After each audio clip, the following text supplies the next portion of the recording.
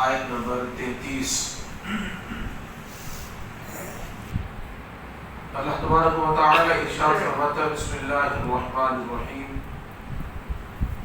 وَقَرْنَ فِي بُيُوتِكُنَّ وَلَا تَبَرَّجْنَ تَبَرُّجَ الْجَاهِلِيَّةِ الْأُولَى وَأَقِمْنَ الصَّلَاةَ وَآتِينَ الزَّكَاةَ وَأَطِعْنَ اللَّهَ وَرَسُولَهُ إِنَّمَا يُرِيدُ اللَّهُ لِيُذْهِبَ عَنْكُمُ الرِّجْسَ أَهْلَ الْبَيْتِ وَيُطَهِّرَكُمْ تَطْهِيرًا وَاذْكُرْنَ مَا يُتْلَى فِي بُيُوتِكُنَّ مِنْ آيَاتِ اللَّهِ وَالْحِكْمَةِ إِنَّ اللَّهَ كَانَ لَطِيفًا خَبِيرًا۔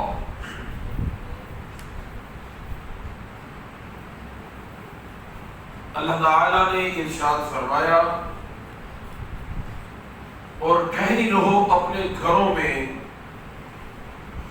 اور اپنی آرائش کی نمائش نہ کرو جیسے سابق دور جاہلیت میں رواج تھا،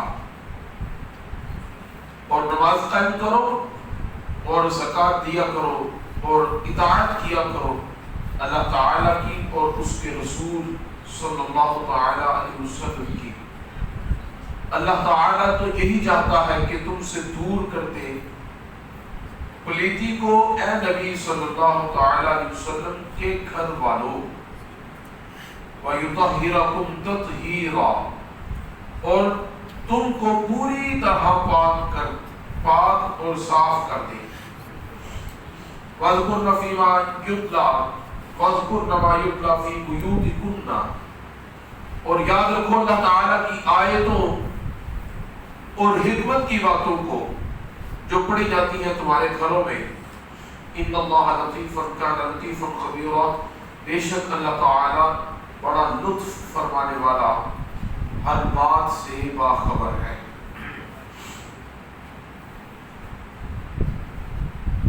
آیت کریمہ کا ترجمہ آپ نے سماعت فرمایا۔ تذکرہ آپ کو پتہ ہے حضور علیہ السلام کے گھرانے کا اور آپ علیہ السلام کی مقدس ازواج کا چل رہا ہے۔ اللہ تعالیٰ اپنے حبیب علیہ السلام کے نبی اپنے محبوب علیہ السلام کی ازواج کو نصیحت فرما رہا ہے، اور اس آیت مقدسہ میں ظاہری اشارہ تو ازواج مطہرات کو ہے، اور اس کا حکم امت مسلمہ کی تمام خواتین کو شامل ہے۔ قیامت تک کی آنے والی عورتوں کی زندگی کا ایک نصاب اللہ تعالیٰ نے اپنے مقدس اور پاک کلام کی ان چند آیات میں بیان فرما دیا۔ اللہ تبارک و تعالیٰ نے عورتوں کی زینت اور عورتوں کی عصمت کے حوالے سے، شرم و حیا کے حوالے سے سارے احکام اس آیت کے اندر بیان فرمائے ہیں۔ خداوند قدوس اپنی مخلوق کے ساتھ جس قدر مہربان ہے، کائنات میں اس سے زیادہ مہربانی کسی اور کے ہاں ہمیں ہرگز میسر نہیں ہے۔ بندہ اپنے لیے اتنی مہربانی نہیں کر سکتا جتنی کہ مہربانی خدا اپنے بندے کے لیے کر سکتا ہے۔ بندہ خود بھی اپنے ساتھ اتنی محبت نہیں کر سکتا جتنی محبت خود خدا اپنے بندے کے ساتھ کرتا ہے۔ بندہ اپنے لیے اتنی بہتری کے اسباب نہیں بنا سکتا جتنے کے اسباب بہتری کے اللہ تبارک و تعالی اپنے بندے کے لیے فرماتا ہے۔ لیکن بندہ اپنے بہتری کے لیے جس قدر چاہے گا اسی قدر اس کے بہتری کے اسباب پیدا کرنے کی کوشش کرے گا۔ اس کا دائرہ کار اور اس کا حصار اور اس کا اختیار جہاں تک ہوگا وہ وہاں تک کوشش کرے گا اور اپنے لیے بہتری کے اسباب پیدا کرے گا۔ تو بظاہر تو بندے کے اسباب بھی محدود ہیں، بندے کا اختیار بھی محدود ہے، بندے کی سوچ بھی محدود ہے، اس کے مقابلے میں اللہ تبارک و تعالیٰ کی اختیار وسیع ہے. اس وسیع اختیار کے ساتھ اللہ تبارک و تعالیٰ اپنے بندے کے لیے بہتری کے وسیع اسباب پیدا فرماتا ہے.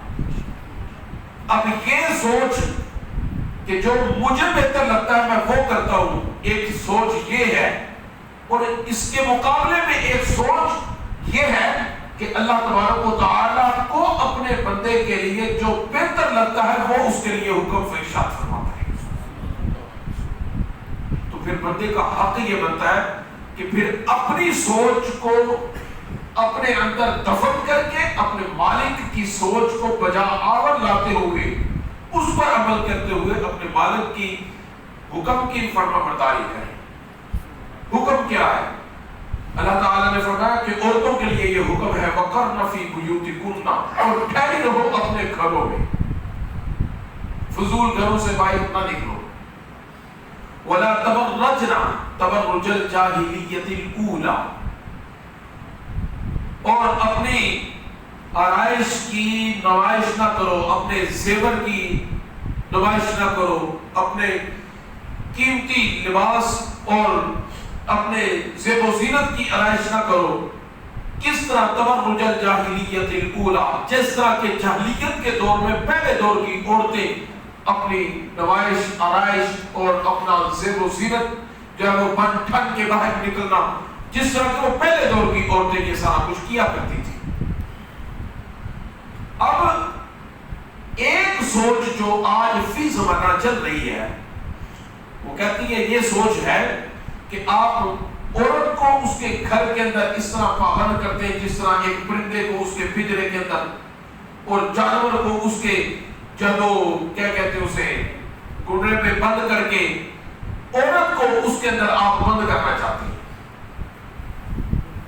لہذا عورت کا اس صورت میں اس طرح کرنے میں استحصال ہے. اس لیے دنیا پرست، حوث پرست، خواہشات نفسانی کے پجاری اور جس قدر دنیاوی منفعت حاصل کرنے والے شیطانی چالوں پر چلنے والے یہ ساری سوچیں لے کر پھر عورت کو باہر نکالنے کے حق میں، عورت کو مرد کے شانہ بشانہ کھڑا کرنے کے چکر میں یہ ساری کی ساری پھر وہ باتیں کرتے ہیں کہ عورت کا حق ہے کہ عورت بھی باہر نکلے، عورت کا حق ہے کہ عورت مرد کے شانہ بشانہ کھڑی ہو، عورت کا حق ہے کہ عورت خود کمائی کر کے لائے اور خود کمائی کر کے کھائے، عورت کسی کی ماتحت کیوں نہیں. لیکن یہ افسردہ شیطانی اور جاہلانہ سوچ ایک آج اس دور کے اندر پائی جا رہی ہے، جس کی وجہ سے عورت کے جو ایک قیمتی زیور تھا جسے چھپا کر رکھنے کا حکم دیا گیا تھا، جسے اپنے گھر میں رہنے کا حکم دیا گیا تھا، جسے اپنے گھر سے باہر نکلنے کی قطعی اجازت نہیں دی گئی تھی، حتیٰ کہ عام معاملات کے اندر تو عام رہے. کریم محبوب علیہ الصلوۃ والسلام کی بارگاہ اقدس میں، روضہ رسول صلی اللہ علیہ وسلم میں، مسجد نبوی شریف میں، مطاف کے اندر، کعبہ شریف کے اندر بھی عورت کو بغیر محرم کے جانے کی اجازت ہرگز نہیں دی گئی. جب اتنے اعلیٰ، افضل اور عبادت جیسے اہم ترین کاموں کے لیے عورت کو تنہا جانے کی اجازت نہیں دی گئی، تو مجھے بتائیں اس سے زیادہ کون سا اہمیت والا کام ہے کہ جس پر جانے کے لیے عورت کو اجازت دے دی جائے؟ سوچنے والی بات ہے کہ نہیں؟ خدا نے ارشاد فرمایا وَقَرْنَ فِي بُيُوتِكُنَّ، عورت کے لیے حکم یہ کیا کہ وہ اپنے گھر میں رہے، بس. وَقَرْنَ فِي بُيُوتِكُنَّ. حضور نبی کریم علیہ الصلوۃ والسلام کی بارگاہ اقدس میں خواتین کا ایک گروہ آیا، ایک تو نہیں، ایک گروہ خواتین کا آیا. عرض گزار ہوئی یا رسول اللہ صلی اللہ علیہ وسلم، مردوں کے لیے تو بڑی آسانیاں ہیں، گھروں سے نکلتے ہیں، آپ کے ساتھ جہاد پر جاتے ہیں، جہاد کرتے ہیں، جہاد پر جاتے ہیں، تلوار کے ساتھ لڑائی کرتے ہیں، نیزہ بازی کرتے ہیں. یا رسول اللہ صلی اللہ علیہ وسلم، ان کے لیے بخشش کے بے شمار سامان ہیں، ان کے لیے نجات کے بڑے راستے ہیں، آپ کی اطاعت کے بڑے راستے ہیں، ان کے لیے تو بہت سارے اسباب ہیں. مردوں کی بات ہو رہی ہے. کہ آپ کے ساتھ جنگ پر جاتے ہیں، اگر تو وہاں پہ شہید ہو جائے تو اللہ تبارک و تعالیٰ نے مقام شہادت عطا کرتا ہے، سیدھے جنت میں چلے جائیں، اور اگر وہاں سے بچ کر لوٹ جائیں تو غازی بن کر لوٹتے ہیں اور آپ کی بارگاہ اقدس میں حاضر رہتے ہیں، خدا بڑا مہربان ہے ان پر، ہم عورتیں کدھر جائیں، ہمارا کیا مقام ہے، ہم کس طرح سے کون سا مقام حاصل کریں، ہمیں کیا حکم ہے؟ سن اے دور حاضر کی ایک فرسودہ سوچ والے انسان، میرے کریم محبوب علیہ الصلوۃ والسلام نے فقط ان خواتین کو نہیں بلکہ قیامت تک کے آنے والی خواتین کو اپنی نگاہ نبوت سے دیکھتے ہوئے حضور علیہ الصلوۃ والسلام نے سب کو ملاحظہ فرماتے ہوئے، اگرچہ میرے محبوب علیہ الصلوۃ والسلام کا زمانہ تو بڑا پاک صاف زمانہ تھا، وہ بڑا زمانہ پاکیزہ زمانہ تھا، اس زمانے کی تو زبان رسالت علیہ الصلوۃ والسلام سے خود تعریف ہم نے سنی ہے کہ آقا علیہ الصلوۃ والسلام نے فرمایا خیر القرون قرنی، زمانوں میں جو پہلے ہو چکے یا بعد میں ہوں گے ان سب زمانوں میں جو بہترین زمانہ اور جس کی سب سے زیادہ اہمیت اور جس کی سب سے زیادہ فضیلت ہے اور سب سے پاک زمانہ، حضور علیہ الصلوۃ والسلام نے فرمایا وہ میرا زمانہ ہے، خیر القرون قرنی، میرا زمانہ پاک زمانہ ہے، ہر اعتبار سے پاک زمانہ ہے۔ تو اس پاک زمانے کے اندر جنہیں رہنے کا، سکونت اختیار کرنے کا وہ زمانہ جنہیں میسر آیا، اندازہ تو لوگ ہیں وہ لوگ کتنے پاکیزہ ہوتے تھے، ان لوگوں پاکیزہ لوگوں کو حضور علیہ الصلوۃ والسلام نے نصیحت فرمائی، کس لیے کہ ان کی وساطت سے میری نصیحت 1400 سال کے بعد آنے والی اس آزاد خیال عورتوں تک پہنچے گی، ان کو نصیحت پہنچانے کے لیے حضور علیہ الصلوۃ والسلام نے ارشاد فرمایا کہ مردوں کی بات نہ کرو کہ وہ جامع شہادت نوش کرتے ہیں انہیں مقام شہادت مل جاتا ہے، ان مردوں کی بات نہ کرو جو جنگ پر جاتے ہیں اور غازی بن کر لوٹتے ہیں۔ اے خواتین غور سے سنو، تم اپنے گھر میں رہو اور اپنے خاوند کی اطاعت میں رہو اور اللہ اور اللہ کے رسول کی اطاعت میں 5 وقت کی نماز اپنے گھر میں اپنے پردے کے اندر بیٹھ کر پڑھو۔ اللہ تبارک و تعالیٰ وہ مقام جو مردوں کو میدان جنگ میں پہنچ کر شہید ہونے کے بعد تلواروں کے نیزوں کے کٹ لگنے کے بعد جو انہیں مقام عطا کرتا ہے، خالق کائنات کی بارگاہ سے وہ مقام مردوں کو جو جنگ میں مرنے کے بعد شہادت کا درجہ پانے کے بعد شہید ہونے کے بعد جو انہیں مقام ملتا ہے، خدا وہی مقام تمہیں اپنے گھر میں رہنے کی وجہ سے عطا کرے گا۔ بندہ گھر سے نکلے، کئی ایک اپنے جسم پر زخم برداشت کرے، صبر کرے، پھر اس کے بعد اگر وہ اس دنیا سے رخصت ہو جائے تب شہادت کا مقام ملتا ہے۔ عورت کے لیے فرمایا تو اپنے خاوند کی اطاعت میں رہے اور اللہ رسول کی اطاعت میں رہے، 5 وقت کی نماز پڑھ کے اپنے گھر کی چاردیواری کے اندر محفوظ رہے، خدا فقط کسی وجہ سے تجھے وہ مقام عطا کر دے۔ میرے کریم محبوب علیہ الصلوۃ والسلام کی ذات اقدس پر، آپ کی زبان رسالت پر جس کو یقین ہے وہ تو پھر اپنے گھر کی خواتین کو باہر نہیں نکلنے دے گا۔ آج ہم فی زمانہ دیکھیں تو کیا رہا ہے، حضور علیہ الصلوۃ والسلام نے اس دور کو دیکھتے ہوئے آقا علیہ الصلوۃ والسلام نے بخاری مسلم سیاستہ کی تمام تقریباً اکثر روایات کے میں ملتا ہے، حضور علیہ الصلوۃ والسلام نے فرمایا فی زمان قیامت کے دور ایسی عورتیں آئیں گی کہ جو لباس پہننے کے باوجود ننگی ہوں گی، خود بھی مردوں کی طرف مائل ہونے والی، مردوں کو اپنی طرف مائل کرنے والی ہوں گی، بے پردگی کے ساتھ بازاروں میں، دکانوں میں، گلیوں میں، محلوں میں بالکل آوارہ کتوں کی طرح پھرتی ہوگی، نظر آئے گی، جو ہمیں آج نظر آ رہی ہے۔ حضور علیہ الصلوۃ والسلام نے ارشاد فرمایا وہ خواتین جنت کی خوشبو تک نہیں پا سکیں گی۔ روایتوں کے اندر ملتا ہے کہ جنت کی خوشبو تقریباً 700 میل کی مسافت سے جنت کی خوشبو آنا شروع ہو جائے گی، اور ایک روایت میں ملتا ہے 1000 میل دور سے جنت کی خوشبو آنا شروع ہو جائے گی۔ جب جنتی جنت کی طرف جانا شروع کریں گے، جنت کی طرف چلنا شروع کریں گے، اپنی منزل پر جب نکلیں گے تو 1000 میل دور سے جنت کی خوشبو آنا شروع ہو جاتی ہے۔ آقا علیہ الصلوۃ والسلام نے ارشاد فرمایا انہیں جنت کی خوشبو تک نہیں ملے گی، انہیں جنت سے اس قدر دور رکھا جائے گا۔ دیکھیں ذرا آج اس دور کے اندر یہ چیز ہو رہی ہے کہ نہیں؟ کے اندر خود ہمارے گھر کے جو افراد جو مرد حضرات ہیں وہ اپنی بیویوں کو، اپنی بہوؤں بیٹیوں کو، اپنے گھر کی خواتین کو کیا اس طرح لے کر بائک نکلتے ہیں کہ نہیں؟ آپ دیکھتے نہیں بائکس کے اوپر، گاڑیوں کے اوپر ساتھ بیٹھی ہوتی ہیں. حضور علیہ الصلوۃ والسلام نے ارشاد فرمایا عورت کا بال عورت کی ایک زینت ہے، چھپانے کی چیز ہے.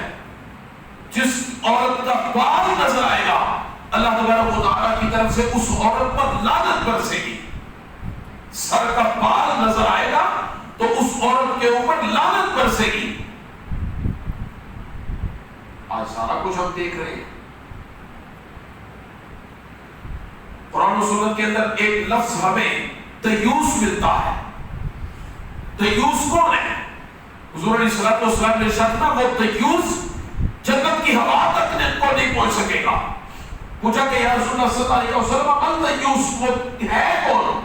آقا علیہ الصلوۃ والسلام نے فرمایا وہ دیوس اس شخص کو کہا جاتا ہے کہ جس کی نگاہوں کے سامنے اس کی گھر کی خواتین اس کے سامنے گھر سے نکلتی ہیں کہ بے پردہ نکلتی ہیں گھر سے، کہ لوگ ان کی طرف مائل ہوتے ہیں، لوگ ان کی طرف دیکھتے ہیں، اور وہ گھر کا مرد جو خاوند کی صورت میں یا بیٹے کی صورت میں یا باپ کی صورت میں جو سرپرست کی صورت میں اس کے سامنے موجود ہوتا ہے مگر اسے وہ منع نہیں کرتا، وہ اس کے سامنے اس کے گھر سے نکلتی ہیں اور نکل کر بازاروں میں جاتی ہیں اور سارا کچھ کرنے کے بعد وہ دوبارہ گھر آتی ہیں اور وہ صاحب عزت اور صاحب شان بڑے احترام کے ساتھ گھر بیٹھا رہتا ہے اور اپنی اس عورت کو، بہو بیٹی کو، عورت ساتھ کو وہ اتنی جرأت نہیں کر سکتا کہ اسے کہے کہ تو بغیر پردے کے کیوں گھر سے باہر نکلتی. وہ دیوس ہے، فرمایا وہ بھی جنت نہیں جا سکے. حضرات گرامی کے اندر یہ ایک آج کے اس دور کے اندر لمحہ فکریہ ہے، لمحہ فکریہ ہے. اگر فقط نماز پڑھ لینے سے، فقط یہ ہمارے جو معاملات ہیں جو ہم کرتے ہیں ان کے کر لینے سے اگر بات بنتی ہوتی تو خداوند قدوس قرآن حکیم کے اندر پیارے محبوب علیہ الصلوۃ والسلام اپنی شریعت پاک میں، اپنی حدیث پاک کے اندر قطعاً ایسا نہ فرماتے. فرماتے کہ تم اپنا معاملہ نماز روزے کے ساتھ صحیح رکھو تم جنت چلے جاؤ گے. لیکن ایسا نہیں. ہماری نماز روزہ، ہماری اپنی پاکیزگی ہمیں نہیں بچا سکے گی اگر ہم نے اپنے گھروں کو نہ بچایا. ہمارا پاک باز ہونا اور ایک آج بڑی ایک چیز پیش کی جاتی ہے جس کو آپ یہ نصیحت کریں گے وہ آپ کو کہے گا کہ ہماری نگاہیں تو پاک ہے، ہماری نظریں تو پاکیزہ ہیں، ہم کسی کی طرف نہیں دیکھتے. نظر میں، آنکھ میں شرم ہونی چاہیے، باقی جو مرضی کریں. آنکھ کو محاورہ بولا جاتا ہے کہ نگاہوں میں شرم و حیا ہونی چاہیے، باقی جو مرضی کریں. جس طرح ایک عام مرد کے لیے نامحرم عورت کو دیکھنا حرام ہے، اسی طرح نامحرم مرد کو عورت کے لیے دیکھنا حرام ہے.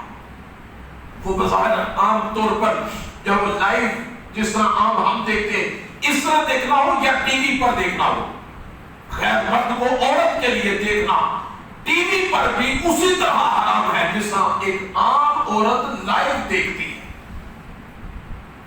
دیکھو تو صحیح ہمارے گھروں میں بے برکتیاں کیوں ہیں؟ ہمارے گھروں سے خدا کی رحمتیں دور ہو گئی ہیں کیوں ہیں؟ کس کے گھر میں ٹی وی نہیں چلتا؟ یہ کیبل کس کے گھر میں نہیں ہے؟ یہ نیٹ کا جو دور چل رہا ہے یہ کس کے گھر میں نہیں ہے؟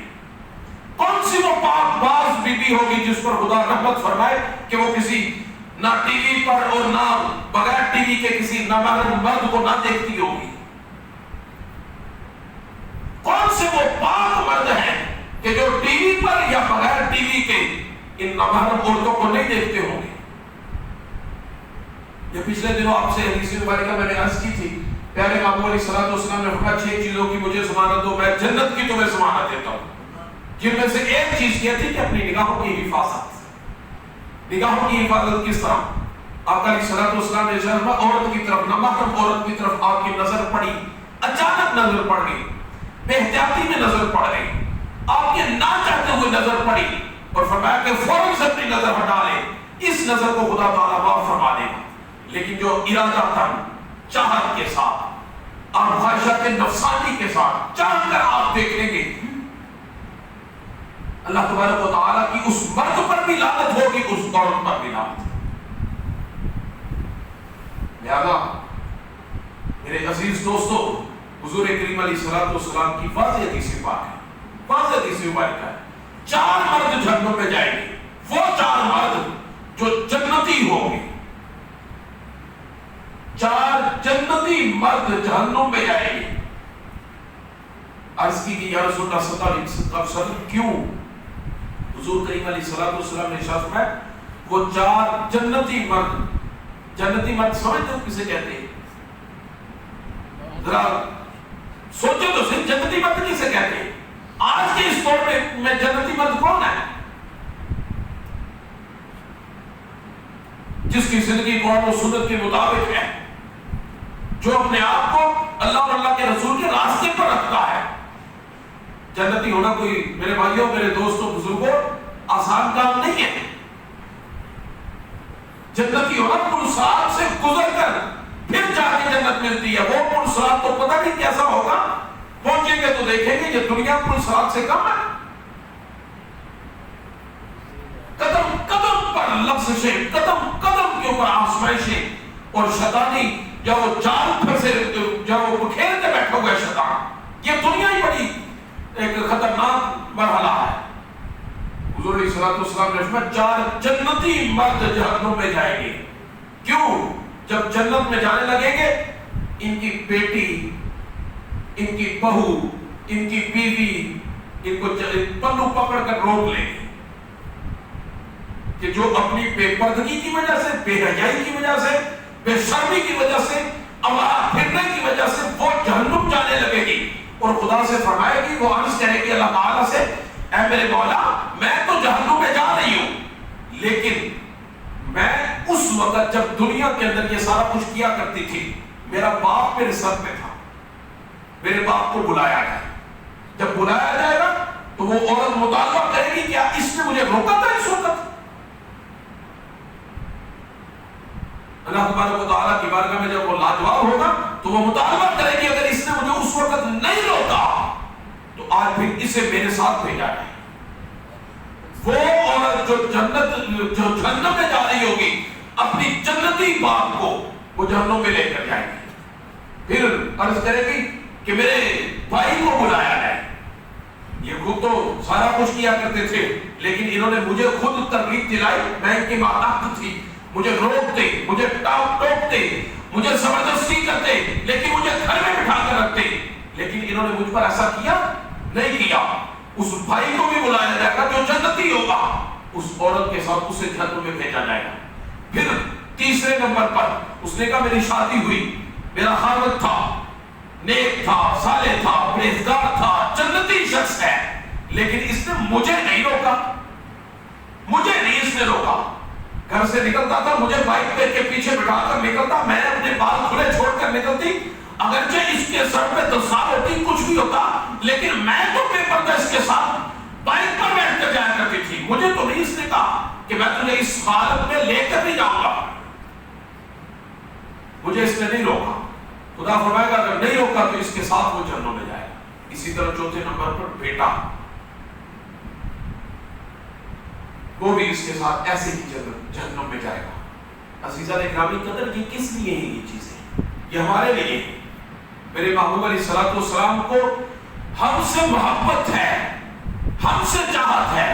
آقا علیہ الصلوۃ والسلام ہرگز نہیں چاہتے کہ میری امت کا ایک فرد بھی جہنم میں جائے، اس لیے حضور علیہ الصلوۃ والسلام نے وقت سے پہلے ہمیں یہ ساری چیزیں بتائی ہیں کہ میرے غلاموں یہ راستے جہنم میں جانے والے ہیں، اور جو میرے غلام ہوتے جہنم میں جانے والے راستوں پر نہیں چلیں گے۔ انشاءاللہ تعالی اس آیت کا اگلا مفہوم کا عرض کرنے کی کوشش کریں گے۔ صرف اتنا ہی کہ اللہ تعالیٰ نے خواتین کو پردے میں رہنے کا حکم دیا ہے، اللہ تعالیٰ عمل کرنے کی توفیق نصیب فرمائے۔